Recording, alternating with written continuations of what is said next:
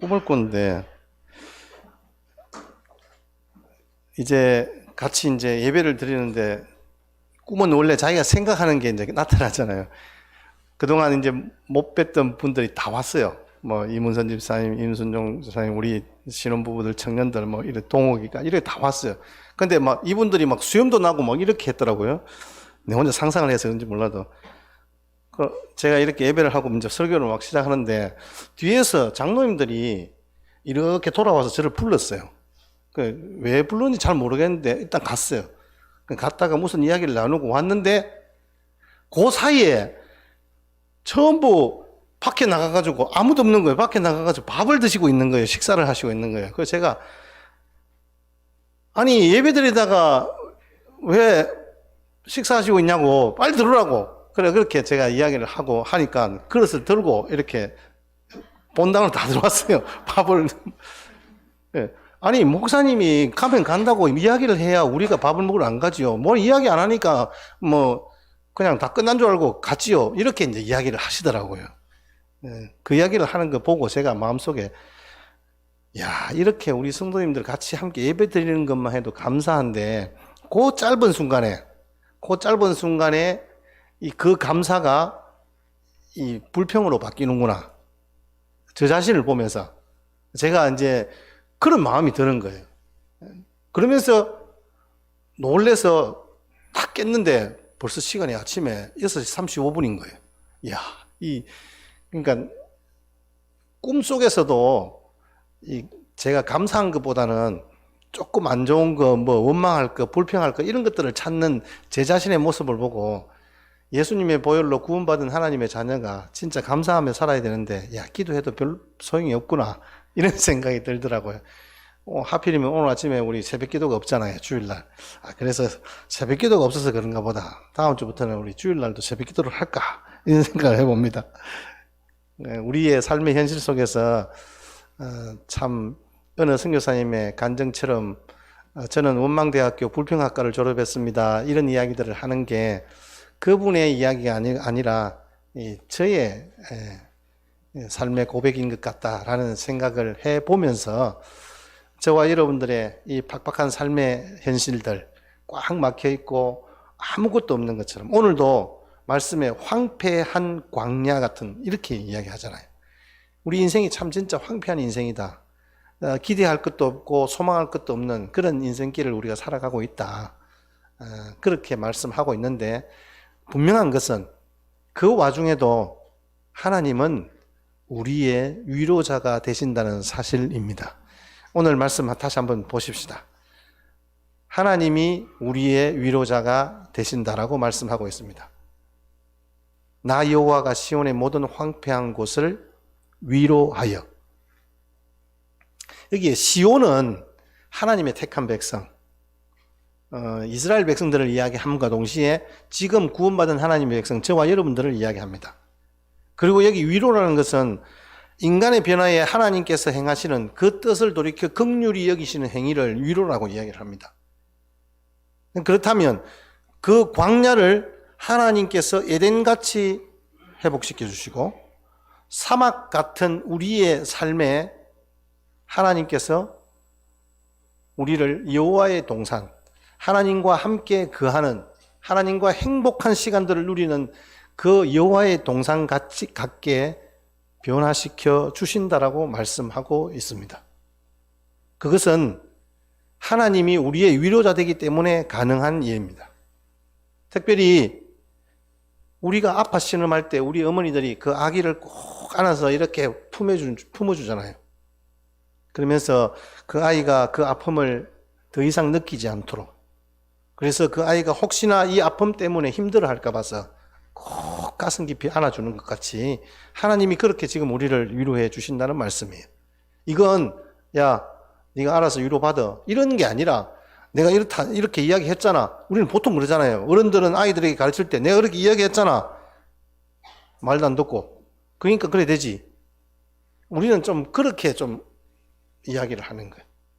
근데 하나님은 그게 아니라 직접 우리의 아픔을 치유하시기 위해서 아들 예수님이 사람의 몸으로 오시기까지 우리들을 사랑해 주셨다는 사실이에요. 그래서 그 여호와 하나님이 직접 우리를 위로하시고 우리를 품어주시고 찾아와 주셨다라고 말씀하고 있습니다. 이 말씀 53장 말씀 전에 43장 18절 19절의 말씀 보면 하나님께서 우리 인생에 새 일을 행하시겠다 약속합니다. 그러면서 이전 일을 기억하지 말고 옛날 일을 생각하지 말라라고 우리에게 말씀합니다. 그러면서 하나님이 19절 말씀에 새 일을 행하시겠다 말씀합니다. 너희들이 그거 몰랐냐? 내가 바로 광야에 길을 내는, 그리고 사막에 강을 내는 사람이다. 너희들이 지금 이 광야에서 헤매고 있는 것 같지만 이곳에 길을 내고 그 길을 인도하시는 것은 나 여호와 하나님이다.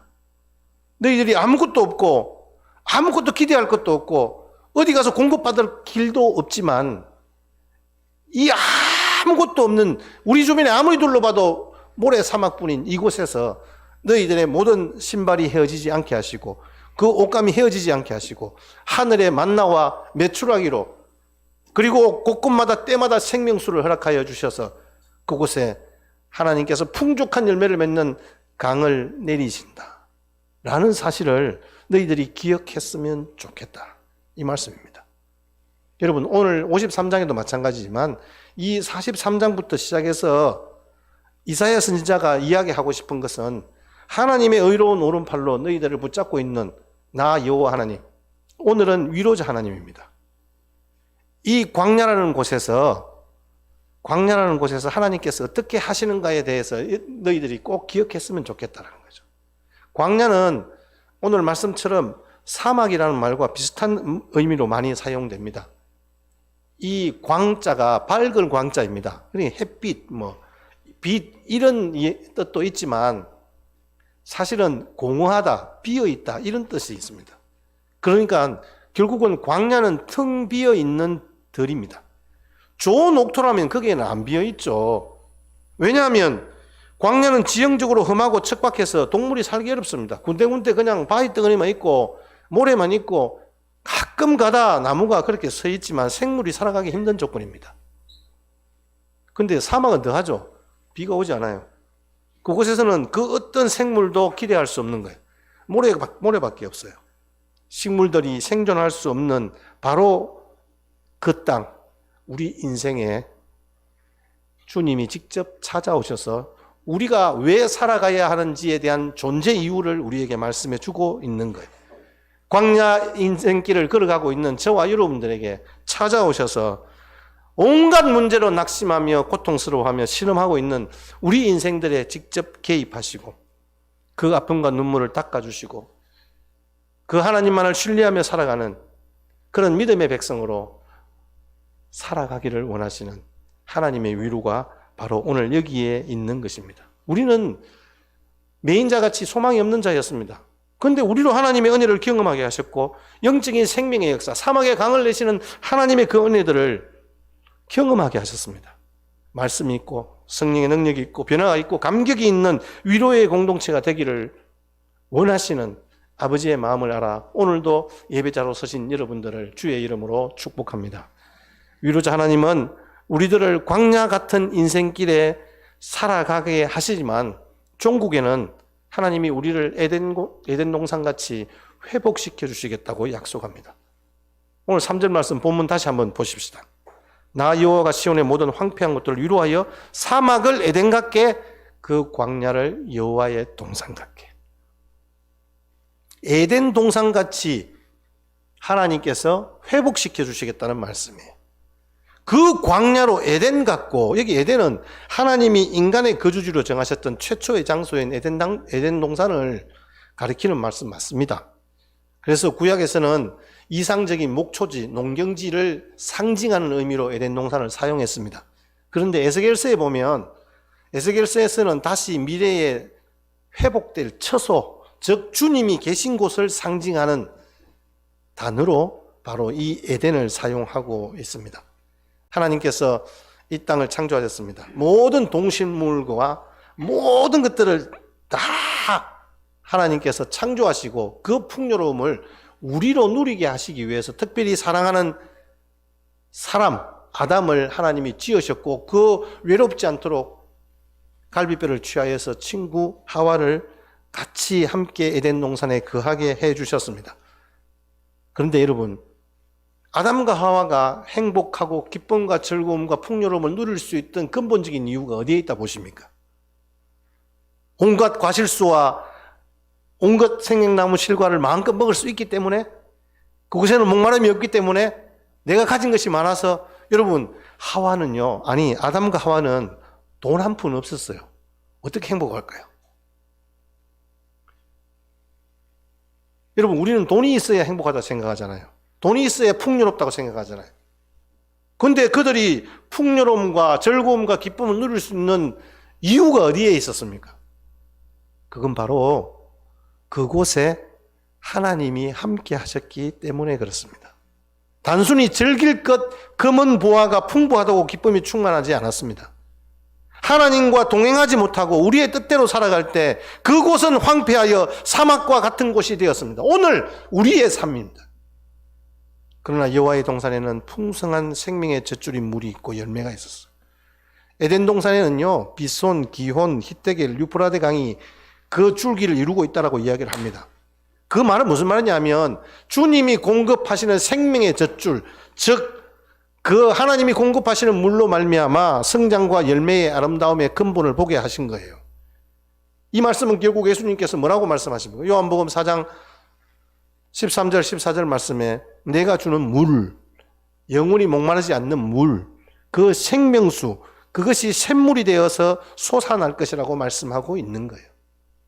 그래서 하나님께서 오늘 보면 황폐한 광야 같은 인생길에 에덴으로 만드시고 여호와의 동산같이 우리를 새롭게 회복시켜 주신다는 약속의 말씀입니다.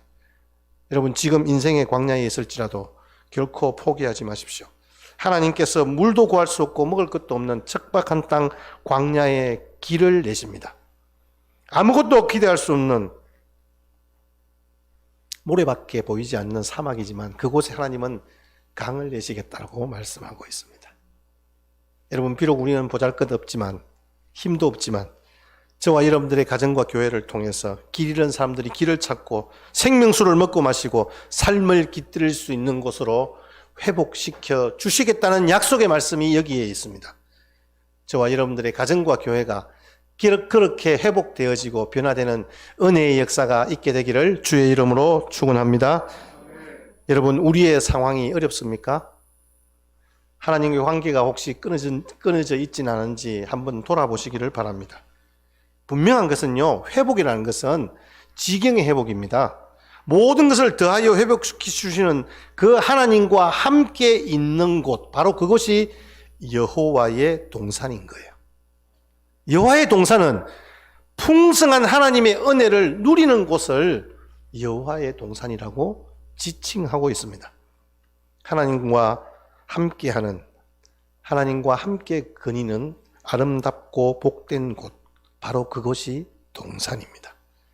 광야같이 메마르고 고난의 생활을 계속하는 유대 민족들을 향하여서 위로하면서 황야와 같은 광야 생활을 에덴 같고 하나님의 동산 같게 하시겠다고 말씀하고 있습니다. 여러분, 우리는 지금 이 광야 사막이 좀 피부에 안 닿아와요. 너무 좋은 곳에 살고 있으니까.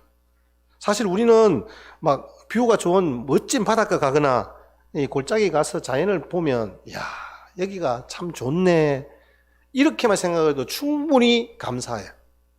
근데 정말 아무것도 보이지 않는 광야, 아무 생명도 없는 그 사막에 우리가 딱 놓여지면요, 이건 어떻게 할 수가 없는 거예요. 그곳에서 하나님께서 그곳에서 에덴같이 동산같이 회복시켜 주시는 하나님의 은혜들을 경험할 수 있다라는 말씀입니다. 하나님께서 특별히 우리에게 종말에 예수 그리스도와 함께 거하는 그 영광스러운 천국을 우리에게 말씀해 주시면서 계시록 22장에 보시면 생명수가 강같이 흐르게 하실 것입니다. 그것이 어디서부터 나오냐? 하나님과 및 어린 양의 보좌로부터 나온다고 말씀하고 있습니다. 여러분, 우리가 기대하고 소망할 것, 이 광야 같은 인생길에 사막 같은 황폐한 이곳에서 우리가 소망하고 우리가 정말 이 땅을 다시 회복시킬 길은요, 하나님과 및 어린 양의 보좌로부터 나오는 생명수를 공급받는 길밖에 없는 거예요. 그러면요, 결국은 여호와의 동산은 주님과 함께 거니는 바로 그곳이잖아요. 지금 예배하는 이 자리가 우리를 다시 회복시키실 여호와의 동산이라는 말씀입니다. 주님이 구원받은 한 강도에게 네가 오늘 나와 함께 낙원에 있으리라 약속하셨습니다. 그 낙원은 주님이 우리에게 약속하신 거예요. 계시록 2장 7절 말씀에도 그곳에서 바로 생명나무의 과실을 먹게 하리라고 약속하고 있는 거예요. 하나님의 낙원에서. 낙원은 뜻은 즐거운 동산입니다. 구원받은 우리 인간들이 영원히 살 곳입니다. 바로 동산입니다. 여호와의 동산입니다. 낙원을 잃어버린 우리들에게 성경은 낙원에 들어가는 길을 우리에게 분명히 말씀해 주고 있습니다. 택함받은 저와 여러분들의 마음이 여호와의 동산 같기를 바랍니다. 이 동산은 그리스도께서 친히 보혈로 값주고 사신 것입니다. 그러므로 주님께서 이 동산에 언제나 머물러 계시고요, 여러분들이 여호와의 동산의 기쁨을 회복하시기를 원하신다면 주님의 손잡고 걸어가는 인생길이 되어진다면 여러분들의 인생도 동산이 될 것입니다. 주님이 함께 머무는 동산은요, 아름답습니다. 물이 아름답고 꽃이 아름답고 나무가 아름답고 바위가 아름답습니다. 아름답다는 것은 미잖아요. 미. 예술인 거예요. 하나님이 우리에게 지어주신 이 모든 자연 만물이 아름다움이에요. 근데 우리는 그 아름다움을 못 보는 거잖아요. 근데 어제 저녁에 우리 이성재 목사님의 간증을 통해서 우리가 확인한 것은 구원받은 자들의 딱 첫째 변화가 뭐냐면 모든 사물들이 다 아름다운 거예요. 보는 사람이 예쁘게 생겼고요. 그냥 시커먼 아스팔트를 보더라도 흑진주 같이 보인대요. 저는 뭐 그 정도는 아니지만, 제가 원래 감성이 풍부하지는 못해서 그 정도는 아니지만 진짜 모든 것이 다 좋더라고요. 제가 구원받은 것을 알게 되는 그때에 모든 상황들이 다 이해가 되는 거예요. 내 앞에 사람이 성질 내어지고 친구가 나를 괴롭혀도 그게 이해가 되어지더라니까요. 저는 왜 그러는지 이해가 되어지는 거예요. 그렇나? 저는 그래요. 현대인의 결점은 외모의 미만 보고 내적인 미는 못 보는 게 한계잖아요. 그런데 하나님이 보는 아름다움은 내적인 아름다움을 볼 줄 아는 것이 은혜인 거예요. 그리고 여호와의 동산에는 아름다운 향기가 있습니다. 풀에도 향기가 있잖아요. 나무에도 향기가 있어요. 꽃에도 향기가 있어요. 아침에 제가 사과를 먹었거든요. 여러분, 제가 사과 맛있는 동네에만 살았는 것 같아요. 그리고 단감 나는 동네에만 사역했어요. 제가 그래서 어느 지역의 단감이 어떤 특징이 있고 이걸 다 압니다. 제가 경주에 오랫동안 살았거든요. 경주 단감. 제가 밀양에 있었잖아요. 밀양 단감. 제가 지금 진영에 살고 있잖아요. 진영 단감. 여러분, 감은 진영 단감이 최고입니다. 근데 사과는 어디가 최고일까요? 특징이 달라요. 여러분, 밀양에 얼음꿀 사과가 제일 맛있다 그러잖아요. 예, 맛 있습니다. 답니다. 그건 확실합니다. 물론 짜가도 있지만 경주에도 사과가 많이 나거든요. 어릴 때 저희들이 사례비를 많이 못 받아도 우리 장로님들이 사과 농사 하시는 분들이 한 두 분이 계셔서 정말 사과를 막 풍족하게 먹었던 것 같아요. 아이들에게도. 청송사가 있죠. 그리고 제가 고향이 거창이지 않습니까? 거창 사과가 있습니다. 근데 여러분, 향기가 달라요. 이게 향기가 각 지역마다 나는 사과의 그 향기가 달라요. 마찬가지예요, 여러분. 나무에도 향기가 있고요, 꽃에도 향기가 다 달라요. 여러분, 우리 신앙인들에게도 향기가 있어요. 우리 교회의 향기는 어떤 향기일까요? 구원받은 자들에게서 나는 향기는요, 그리스도의 향기라고 고린도후서 2장 15절에서 17절에 그렇게 말씀하고 있어요. 그냥 세상은요, 사망으로 쫓아나는 냄새예요. 그러나 우리에게는, 구원받은 우리에게는 생명으로 쫓아 생명에 이르는 냄새가 난다라고 우리에게 말씀하고 있는 거예요. 이 생명으로 나는 냄새를 누가 담당하겠냐? 저와 여러분들이. 하나님께서 우리에게 주신 사명이 바로 그거예요. 그리스도의 향기를 뿜어내는 사람으로 우리 한가족교회가 이 지역사회에 굳건히 세워지는 은혜가 있게 되기를 주의 이름으로 축복합니다. 그리고 주님께서 그 그리스도의 향기는 누구에게 있냐라고 얘기해서 성도에게 있다 이렇게 이야기하는 거예요. 계시록 8장 4절 말씀에 향연이 있는데, 향기로운 연기가 있는데 그건 성도의 기도다 이렇게 해요. 여러분, 오늘 우리가 드리는 이 예배의 시간, 우리가 함께 올려드리는 찬양, 우리가 함께 기도하는 이 기도는요, 천사의 손으로 하나님 앞에 올라가는 아름다운 향연이 되는 것이라고 우리에게 말씀하고 있는 거예요. 오늘 이 자리에 함께 참여한 저와 여러분들은 하나님 앞에 드리는 아름다운 향기로운 연기가 되어서 주님이 받으심직한 그런 아름다운 하나님 앞에 드리는 제물이 되어질 줄 믿습니다. 그리고 오늘 본문 말씀 마지막에 보니까 창화하는 노래가 있다요. 창화. 크게 소리치면서 서로 찬송하는 소리가 있대요. 봄에는 새들의 노래가 있고, 여름에는 매미의 노래가 있고, 가을에는 벌레의 노래와 같은 자연의 음악이 있듯이 저와 여러분들에게도 이러한 하나님을 찬송하고 함께 화답하는 그런 은혜가 우리 가운데 있는 거예요. 우리 여러분, 왜 예배에 찬송이 있겠습니까? 왜 장례식에 우리가 찬송을 부르겠습니까? 하나님께서 우리로 통하여서 함께 찬송을 통하여서 하나님이 가장 받으시기에 합당한 제물이 바로 찬송인 거예요. 다윗이 시편 63편에 보면 물이 없어 마르고 황폐한 땅에서 부르는 노래가 바로 63편이라 이야기하는데, 지금 이 다윗에게는 사울에게 쫓겨다니면서 죽을 위기에 있는 거예요. 정말 까딱 긴장만 놓치면 바로 날아가는 거예요. 그런데 지금 뭐라고 이야기해요? 골수와 기름진 것을 먹은 것 같이 나의 영혼이 만족하다. 나의 입이 기쁜 입술로 주님을 찬송한다라고 고백하고 있잖아요. 여러분, 광야에 있을지라도 하나님의 유료를 들이본 자에게는 이와 같은 기쁨이 있는 거예요. 그래서 계속해서 사도 바울은 빌립보서 4장 4절 말씀에 주 안에서 항상 기뻐하라. 내가 다시 말하노니 기뻐하라. 감사하는 자에게 하나님께서 기쁨을 회복시켜 주시는 거예요. 데살로니가 교회를 향하여서는 항상 기뻐하라고 말씀하고 있습니다. 하나님께서 회복시켜 주시는 그 긍휼히 여기시는 중심에 누가 있냐는 거죠. 하나님의 백성인 성도, 저와 여러분들이 있습니다. 그 무엇보다 귀히 여기시는 보배로운 존재입니다. 하나님께서 택한 하나님의 종 아브라함을 통하여서 하나님의 뜻을 이루. 아니, 그 전에 짧은 인생이었지만 믿음의 제사를 드린 아벨의 향기, 누구보다 알아주지 않았던 300년 동안 하나님과 동행했던 그 에녹의 삶의 걸음들, 갈 바를 알지 못하고 믿음으로 순례의 길을 걸었던 그 아브라함, 모두가 다 하나님의 보배입니다. 자, 그렇다면 이 귀한 보배를 항상 정말 귀히 여겨주시고 유료해 주시는 하나님의 은혜가 여기 있잖아요. 저와 여러분들에게 주신 우리를 가장 귀한 보배로, 이 땅 가운데서 가장 귀한 보석으로 보시는 하나님께서 오늘 우리가 함께 하나님 앞에 올려드리는 이 찬송과 예배를 통하여서 얼마나 기뻐하실까요?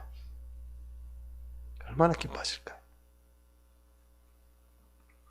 험한 산을 뚫지 않고는요, 고속도로가 나오지 않아요. 하나님의 길도 그래요. 터널을 지날 때라도 하나님이 우리를 버리신 것이 아니라 오직 오히려 가장 가까이에서 가장 역동적으로 일하고 계신다는 것을 여러분 느끼게 될 것입니다. 분명합니다. 하나님은 광야의 길을 내시고 사막에 강을 내시는 전능하신 하나님이시라는 것을 여러분 꼭 기억하시기를 주의 이름으로 부탁드립니다. 아멘. 하나님께서 우리를 그렇게 만들어 주신다. 우리를 그렇게 회복시켜 주신다. 이거예요, 여러분. 근데 여러분, 믿음이 없이 그냥 힘든 상황만 보고 있으면 잘못된 결론에 이를 수 있습니다. 나그네잖아. 우리가 이 세상을 잠시 지나가면서 하나님이 만들어주신 거룩한 길을 걸어가는 순례의 길을 가고 있는 순례자들인데, 우리가 생각할 때는 상황이 조금만 변하면 하나님 어째 나한테 이런 일이 생겼습니까? 하나님이 이러시기는 좀 제가 할 만큼 했잖아요. 이렇게 원망하기도 합니다. 근데 여러분, 절대로 상황을 눈으로만 보고 함부로 미리 판단하지 마시기 바랍니다. 먼저 하나님께 나가서 내가 처한 상황을 하나님의 관점에서 볼 수 있는 은혜를 달라고 여러분 기도해 보세요. 그러면요, 하나님이 왜 우리에게 이 상황을 허락하여 주셨는지가 선명하게 드러나게 될 거예요. 그래서 여러분, 아무리 황폐한 사막과 광야일지라도 하나님의 위로가 있다면, 하나님이 베푸신 은혜를 누리면 에덴과 같이 하나님의 동산과 같게 하여 주시겠다고, 우리를 그렇게 회복시켜 주시겠다고 주님이 약속하고 있습니다. 아니, 이미 그렇게 저와 여러분들을 부르셨고 그 에덴 동산 안에 거하는 하나님의 백성, 거룩한 백성, 성도로 우리를 세우신 줄 믿습니다. 그렇다면 우리는 지금 하나님 앞에서 그 하나님의 은혜에 감사하는 자로 오늘 이 자리에 우리가 선 거잖아요. 그렇게 예배자로 서서 하나님을 찬송하는 거예요. 하나님 은혜 앞에서 우리가 어떻게 해야 될까요? 아주 간단합니다. 우리 같이 한번 받아가십시다. 베푸신 은혜에 감사합시다. 다윗이 이 은혜에 감사하는 것을 어떻게 이야기하냐 하면 시편 116편 먼저 12절 말씀에 한번 보십시다. 같이 읽겠습니다. 시작. 내게 주신 모든 은혜를 내가 여호와께 무엇으로 보다. 우리가 하나님의 은혜가 내게 임하고 주님의 은혜로 말미암아 내가 지금까지 살아왔고 앞으로의 살아갈 길도 하나님의 은혜 아니면 없습니다라고 찬송하고 기도하고 말씀으로 봅니다. 다윗도 마찬가지예요. 하나님의 은혜를 생각해서 도저히 가만히 있을 수 없는 거예요. 그래서 오늘 12절 말씀처럼 내게 주신 모든 은혜를 내가 여호와께 무엇으로 보답할꼬. 다윗이 지난 날을 돌이켜 볼 때에 모든 것이 주님의 은혜인 거예요. 골리앗과 전투하면서 거기서 승리한 것도 가만히 생각하니까 아니 요만한 땅꼬마가 그 2m 60이 넘는 거구를 어떻게 싸워서 넘어뜨릴 수 있습니까? 불가능합니다. 자기가 왕의 사위가 된 것도, 사울의 추격에서 살아남은 것도, 하나님께서 사울을 통하여서 자신의 내면을 훈련시키신 것도 은혜였다는 거예요. 저는 이 부분들을 설교를 준비하면서 그 예수전도단에서 나온 진 에드워드 선교사님의 그 세왕 이야기를, 그 책을 다시 한번 보게 되었어요. 그 책의 내용을 보면 다윗이 사울에게 쫓기면서 도망다니잖아요. 그런데 다윗이 본 것은 하나님의 은혜를 알게 되니까 사울 안에 있는 자신의 모습을 보았다는 거죠. 자신도 만약에 이러한 광야 같은 황폐한 인생의 훈련들을 그치지 않았다면, 말 그대로 바로 초고속 승진해서 2대 왕이 되었다면 사울처럼 감정적이고 철없고 아나무인격의 지도자가 되었을 거라는 거죠. 근데 지금 사울에게 미움받고 쫓겨다닌 것도 그래서 그런 거예요. 저와 여러분들의 인생도 마찬가지예요. 인생은 꼭 나를 사랑해주는 사람만 만나는 것이 복이 아닙니다. 제가 이런 이야기 하면 목사님도 한번 경험해 봐야 돼. 이렇게 하실지 모르겠는데, 제가 말씀드리는 것은 하나님의 방법인 거예요. 나를 못 살게 구는 사람을 통해서도 우리는 배우는 것이 많습니다. 그러므로 우리가 소화할 수만 있다면 정말 모든 것이 다 은혜인 거예요. 다윗은 요나단같이 훌륭한 친구를 주신 것도 은혜였습니다. 이세의 막내 아들로 평생 양치기로 살다가 죽을 자를 이스라엘 왕 삼으신 것도 은혜였습니다. 후세와 아비새같이 충성스러운 신하들을 주신 것도 은혜였습니다. 자신의 모든 죄에도 불구하고 폐위시키지 않은 것도 은혜였습니다. 자기는 비록 성전을 짓지 못했지만 모든 것들을 준비해서 그 아들 대에 성전을 봉헌할 수 있게 한 것도 하나님의 은혜였습니다. 다윗이 생각해 보니까 10편 116편을 기록하면서 하나부터 열까지 하나님의 은혜가 아닌 것이 아무것도 없는 거예요. 모든 것이 하나님의 은혜인 거예요. 근데 우리 어때요? 우리는 하나하나가 다 상처예요. 왜 우리 아버지는 내가 어려서 세발 자전거를 안 사줬는가? 우리 엄마는 왜 소풍 갈 때 안 따라왔는가? 우리 목사님은 왜 내 생일을 안 챙겨주는가? 군대 있을 때 한 번도 면회도 왜 안 왔는가? 다 상처인 사람이 있습니다. 누구 이야기예요? 제 이야기입니다. 제 이야기. 저 군대 3년 동안 부모님이 한 번도 면회 안 왔어요. 물론 애인이 없어서 애인도 면회 한 번도 안 왔고. 근데 여러분 이런 거 생각하면 다 상처인 사람들이 있어요. 근데 다윗은 모든 것이 다 은혜인 거예요. 자기가 당한 고난과 힘든 상황, 황폐한 광야길이 모두 하나님의 은혜였다는 거죠. 그래서 이 은혜에 무엇으로 보답할고 밤낮이고 연구했다는 거예요. 주님을 위해서 제사를 더 많이 드릴까? 찬양시를 지어 엎어드릴까? 아니면 뭐 춤을 출까? 노래를 할까? 다윗은 그것 때문에 고민했다 이런 거예요. 다윗이 구체적으로 감사를 표현하고 있는 것이 바로 뭐냐면 13절이에요. 이어서 13절 감사의 노래가 있는데요. 다 같이 읽겠습니다. 시작. 내가 구원의 잔을 들고 여호와의 이름을 부르며. 다윗이 주님의 이름을 높이고자 구원의 잔을 높이 들었다는 거죠. 우리는 어떤 경기를 할 때 서로 파이팅이잖아요. 파이팅. 우리 뭐 위하여 이러잖아요. 건배하는데 우리 보통 보면 이게 건배하면 술 먹는 걸 생각해요. 술 먹는 거. 근데 이게 여기는 술 먹는 거 이야기하는 게 아니에요. 여호와를 위하여 나를 구원하신 하나님을 찬양하며 이렇게 이야기하는 거예요. 그렇게 구원의 잔을 높이 외치는 거예요. 여러분들의 구원받은 사실들을 우리의 모든 친지와 가족과 주변의 이웃 사람들에게 높이 외치는 거예요. 이게 감사의 표현인 거예요. 두 번째로 다윗은 17절 말씀을 보십시오. 내가 주께 감사제를 드리고 여호와의 이름을 부르리다. 감사제를 드리고 이렇게 이야기합니다. 영어로 sacrifice a thank you offering. 희생을 드린다는 거예요. 희생을 감사함으로 드린다 이렇게 이야기를 하는 거예요. 감사의 희생 제물을 드리겠다는 말씀이에요. 감사는 자연스러운 거다. 우리는 그렇게 생각합니다. 근데 절대 그렇지 않습니다.